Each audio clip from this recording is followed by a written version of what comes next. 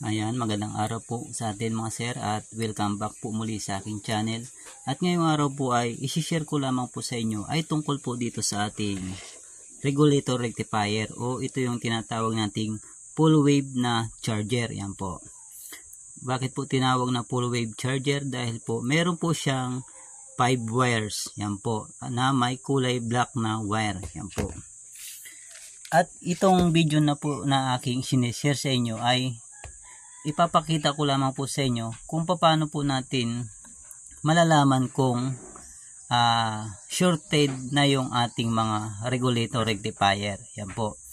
Yan po. Ito pong hawak kong isa ay galing po ito sa TMX125 Alpha. Yan, kumbaga ito po ay sira na or shorted na po yung sa loob niya. Yan po. Yan, kita nyo po may sunog na po. Yan. At papakita po natin mamaya kung paano siya naging shorted.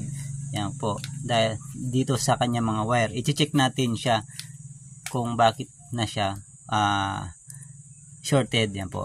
At ito naman po yung goods na full wave charger natin. Yan. Ito naman po yung sa ating mga nabibili sa ating online shop. Yan, yung Lihua. Yan.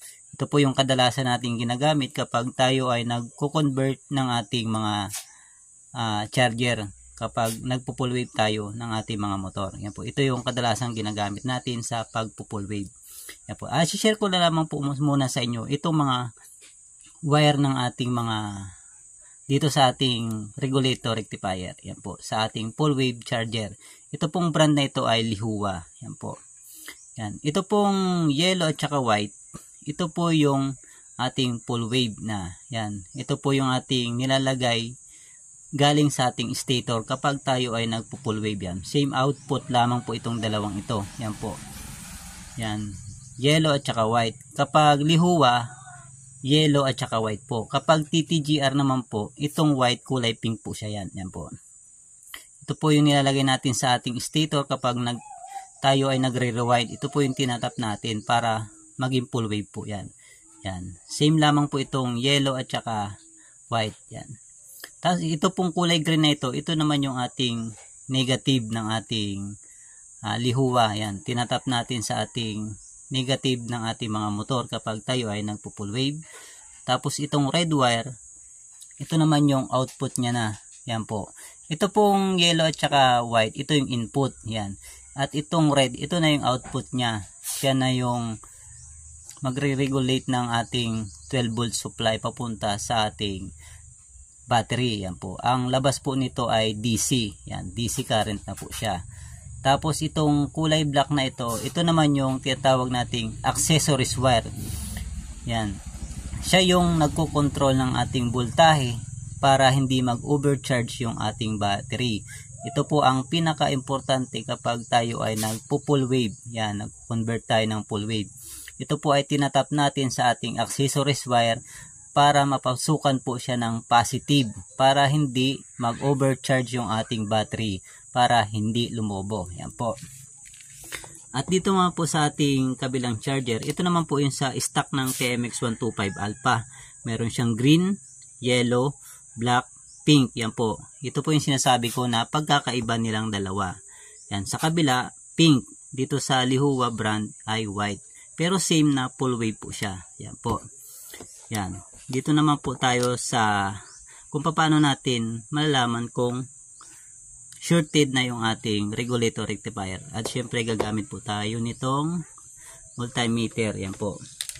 Sa pag-check po ng ating charger kapag shorted na, yan. Ito pong ating gamit ay automatic po siya. Yan po. Syempre po, matic po yan. Continuity yung ating pag-check. Yan po. Yan po, continuity po yung ating gagamitin para ma-check po natin kung shorted na itong ating mga regulator rectifier. Yan po. At dito po, unahin natin dito. Yan, sa ating, ito po sira na po ito mga sira. I-share ko lamang po sa inyo para lang po ma-idea po kayo kung paano po tayo mag-trace kung sira na po yung ating mga regulator rectifier. At syempre, ang gagawin lang po natin dyan, itong negative wire niya. Yan po. Yung isang test probe, yan, ilalagay natin dito sa negative. Tapos yung kabila, iisa-isahin natin yan. Kapag tumunog itong ating tester, ibig sabihin shorted po siya, may connection siya dito sa mga wire. Kasi ito po negative to. Lahat po yan puro positive na yan, itong apat. Ito po negative. Yan po. Yan. Dito yung ating test probe sa ating negative na isa. Yan. Tapos iisa-isahin natin yan. Kapag tumunog yung ating tester, ibig sabihin shorted na talaga to. Yan po. Yan, yan mga sir. Yan, okay. Dito sa pink nya. Oh, yan mga sir. Tumunog yung ating tester. Ibig sabihin shorted na siya dito sa pink. Yan. Dito naman tayo sa kulay black. Yan, hindi. At dito naman sa kulay yellow. Yan mga sir. Shorted siya dito sa pink at saka yellow. May connection siya sa ground ng ating regulator. Ibig sabihin, shorted na siya. Yan po mga sir. Ganyan lamang po. Kaya po siya nasunog. Yan po. Sunog po ito sa TMX125. Yan po. Kaya po siya nasunog dahil nagkaroon na siya ng shorted dito sa negative. Yan mga sir. Kaya po nasunog yan.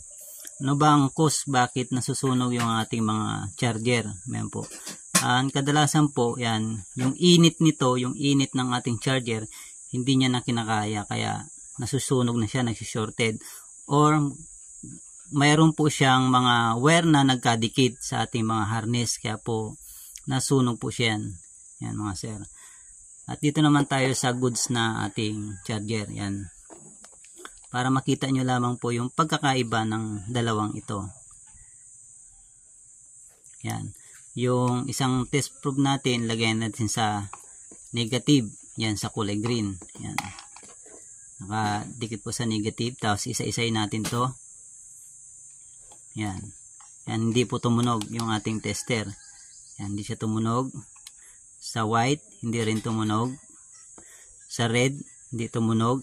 Sa black, hindi siya tumunog. Ibig sabihin po, goods po itong ating charger. Pero goods po ito kasi bago ito Yan. Nalaman po natin na goods lahat yan. Yan. Para makita nyo po yung comparison kung sira na yung ating charger. Yan po. Dito po sa isa natin tumunog po yung ating test probe dito sa kulay green na yan. Yan. Yan. Tumunog. Yan. Yan. Tumunog siya mga sir. Ibig sabihin, may na siya, grounded na siya dito sa loob nito ang ating charger. At yun lamang po mga sir, at maraming salamat po sa inyong panonood, and sana po ay may natutunan po kayo ngayong araw sa aking isinishare sa inyo. At yun lamang po sir, maraming sa inyong panonood, and God bless po.